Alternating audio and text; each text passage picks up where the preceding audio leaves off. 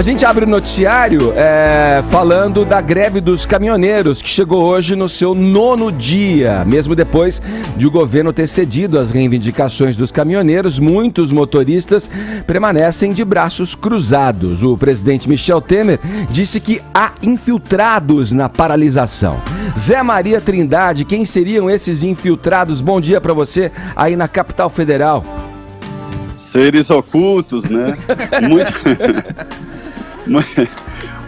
Edgar, foi visto aqui em Brasília um senhor com a caixa d'água nas costas tentando abastecer, disseram que era um infiltrado, né? Mas não foi comprovado, não. Ele foi abastecer com uma caixa d'água nas costas. 500 litros na lomba. 500 litros na fila. E o dono do posto falou, não, isso não é assim não, isso não é brincadeira. Não, eu vou abastecer, vou deixar aqui, depois eu volto para buscar, não vou carregar 500 litros nas costas, não pode não e tal. Olha, a presença de caminhões aqui nas rodovias que cruzam o Distrito Federal é a prova concreta de que o movimento não acabou. A tentativa aqui é de voltar à normalidade, né? O governo do Distrito Federal conseguiu evitar manifestações na central de abastecimento aqui. Aqui é tudo setorizado. Tem um setor de abastecimento onde estão as distribuidoras. E a coisa está andando. Os caminhões estão andando aí escoltados, igual aquele filme de Mad Max. E ainda 15 caminhões que estão vindo de Belo Horizonte, da refinaria, diretamente para o aeroporto, querosene, né? A situação no aeroporto melhorou, mas a presença dos caminhões nas saídas indica que nada mudou. O que acontece é o seguinte, existem vários tipos de movimentos que estão mesmo ali próximos aos caminhões.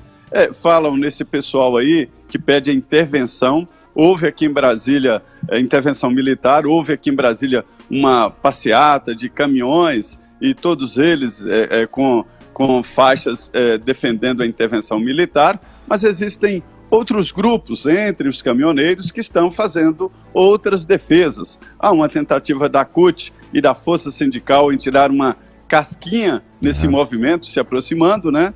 Mas, na verdade, quem está mandando nisso tudo aí é o WhatsApp. É uma coisa nova, sociologicamente a ser analisada, né? Tipo assim, não precisamos de sindicatos.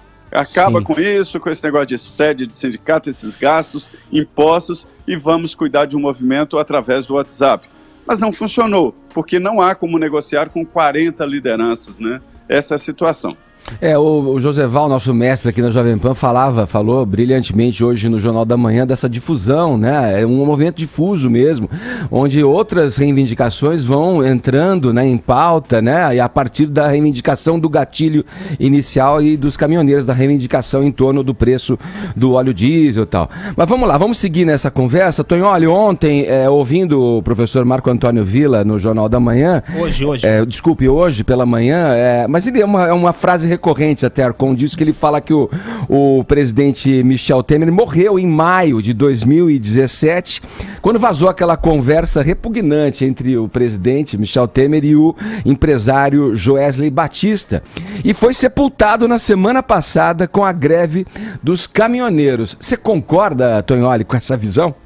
Morreu em maio de 2017 e foi enterrado agora com essa paralisação nacional dos caminhoneiros. Antes de falar sobre essa análise que você me pede, Edgar Piccoli, sobre o governo Temer, vamos lembrar que o governo, nesses dias de greve dos caminhoneiros, está buscando um inimigo para chamar de seu.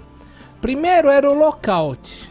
Sim. Aí se prova que da frota de 1,1 milhão de caminhões do Brasil, as 10 principais empresas que estariam fazendo lockout só tem 30 mil caminhões.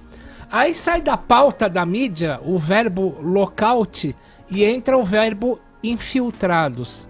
É uma indireta para o governo para dizer que é o PT que está insuflando esses caminhoneiros que não estão paralisando. Agora, vamos lembrar algumas coisas. Há um ano, quando Michel Temer aumentou o preço do combustível em 100%, exatamente há um ano, ele falou a seguinte frase: o povo vai entender. Aí a gente faz uma análise do governo Michel Temer, a gente vai ver que é o governo que bateu o recorde de medidas provisórias. Uma a cada 6 dias e meio. o que é, caríssimo ouvinte, medida provisória? O presidente assina, manda a goela abaixo, ela tem prazo definido, aí 90 dias de validade, depois vai para o Congresso e para o Senado. O que se reclama do governo Temer é que ele governou com medida provisória e não governou com projetos de lei que não eram metidos goela abaixo da Câmara. Fez uma reforma política que não deixou espaço para novos partidos concorrerem porque não estão engajados com a devida grana no fundo partidário por terem pouca representatividade, ou seja, essa reforma política não deu em nada. Reforma da Previdência. No auge da reforma da Previdência, o Michel Temer cai no escândalo da JBS. Bom, quando o Temer assume, a gente lembra, eu falo isso há anos, ele diz presidencialismo de coalizão, roubando a frase do cientista político Sérgio Abranches. Bom, a coalizão acabou mostrando que o Temer, na verdade, pegava uma graninha dos portos, pegava outra graninha da JBS, e a coalizão que ele fez, na verdade, foi com a iniciativa privada e não com os políticos. Agora, um resumo geral. Um governo que edita uma medida provisória a cada 6 dias e meio e faz pactos espúrios com a iniciativa privada, exemplo do que o PT fez do mensalão passando pelo petrolão, é um governo de remendos. Então, o Temer está remediando o seu governo. Ele toma um tombo, bota um curativo, toma outro tombo e vai caminhando recalcitrantemente. É um governo coxo. Esse é o ponto. Caio, antes de eu devolver pro Trindade fechar aqui, encerrar com a gente o comentário, o que o presidenciável Jair Bolsonaro falou sobre os pedidos de intervenção militar, né, como resposta a essa crise aí? Traz pra gente. Vamos lá. O Jair Bolsonaro se pronunciou, ele deu uma entrevista ao jornal Folha de São Paulo nessa terça-feira, aliás, ontem, mas foi publicada hoje. Eu só antes gostaria de abraçar os nossos ouvintes e não os nossos assistentes, quem só tá ouvindo a gente no carro. O que o Zé Maria Trindade começou falando da caixa d'água, eu achei que era brincadeira, mas é verdade. Não, é verdade. Você que tá no carro, você ainda tá rodando e não tem gasolina. Essa foto viralizou. É verdade. Depois, quando ele começou a falar de fato, nossa produção colocou aqui a foto. Tem um cara com uma caixa d'água nas costas. Jesus amado. Bom, mas vamos lá. O que o Bolsonaro falou? Ele falou sobre o apoio à greve dos caminhoneiros. E a imprensa tá doida pra bater no Bolsonaro. A imprensa tá louca pra achar um calcanhar de Aquiles. Como o Tonholi falou que também tá doida pra alguém achar um inimigo aí da greve, também estão querendo pegar no pé do Bolsonaro. Na entrevista que ele deu ao jornal Folha de São Paulo de hoje, ele falou o seguinte: a partir de agora, e há poucos instantes ele também entrou no rádio, falando a mesma coisa. Ele falou, a partir de agora, eu já não apoio mais a greve. Por que ele não apoia mais a greve e por que a partir de agora? Porque desde a segunda-feira passada, quando começou, ele publicou uma série de vídeos se manifestando sobre essa greve dos caminhoneiros, e desde o começo ele estava se colocando a favor dos caminhoneiros, falando que, olha, o Brasil chegou num ponto que não dá mais, os caminhoneiros têm uma reivindicação justa. Ele estava junto com os caminhoneiros, ele diz que acompanha os caminhoneiros há bastante tempo, há no mínimo 2 anos, já teve reuniões com representantes dos caminhoneiros em vários estados e entendia as reivindicações como roubo de cargas, pedágio alto, condição das estradas, preço do óleo diesel.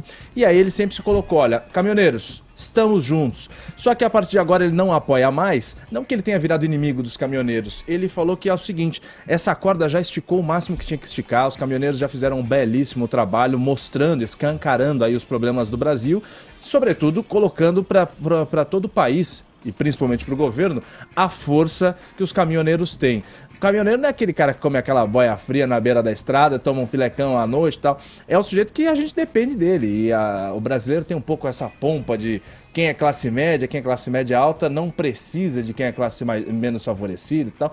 Hoje a gente está vendo que o caminhoneiro pode ser que ganhe mais que as outras classes, mas a gente depende dos caras.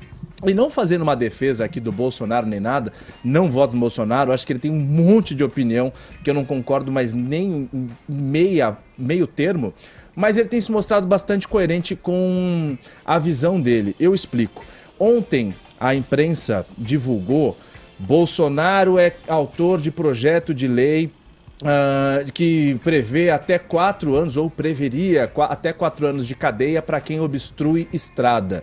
Lê-se nessas entrelinhas. Qual que é a intenção de quem divulga uma coisa dessa? O Bolsonaro está sendo incoerente com ele mesmo. Por quê? Como que você pode apoiar uma greve de caminhoneiro que está bloqueando parcialmente estradas? E lançar uma PL você dessa. tentou 2 anos atrás, esse projeto de lei é de agosto de 2016. E também, antes disso, lançar um projeto de lei que você prevê cana para quem bloqueia estradas.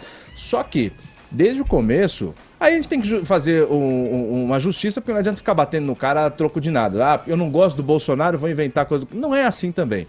O sujeito, desde o começo, gravando vídeos em apoio à greve dos caminhoneiros, ele tava falando: caminhoneiro, tamo junto, eu entendo o lado de vocês e tal, só peço que não bloqueie estradas. Ou seja, ele tá sendo coerente. Aí não dá pra... Se o Lula for coerente, a gente tem que falar que é verdade. Lula deu uma dentro. É que o Lula não se ajuda, não ajuda a gente a ajudar ele. Não é o caso, só usando como exemplo. Mas então foi isso que o Bolsonaro falou. O fim do apoio dele, porque ele falou, só pra resumir essa ideia, porque ele não está mais apoiando a partir de agora. Porque já chegou no limite. A partir de agora, o Brasil inteiro está sendo prejudicado, ou seja, não tem alimento, não tem combustível e tal, a gente tá beirando um colapso. E aí ele falou, olha, a partir de agora não é mais favorável a ninguém. Nem mesmo para vocês que o Brasil entre em crise, porque isso é como um remédio. Se você tomar muito, vira veneno. Vamos lá, agora considerações finais do Trindade. Você viu, colocando aí no molho aí do que o Caio trouxe pra gente, Trindade. Tem aí outros grupos aderindo à greve, reivindicando outras coisas, toda sorte de argumentações aí, inclusive a de que agora pediria-se a saída, a renúncia do presidente Michel Temer. Qual é a visão? Para onde você acha que vai, Zé, usando o teu poder de análise aí e a tua bola de cristal, para onde vai parar essa paralisação, é bom, né? Essa movimentação toda que começou com os caminhoneiros?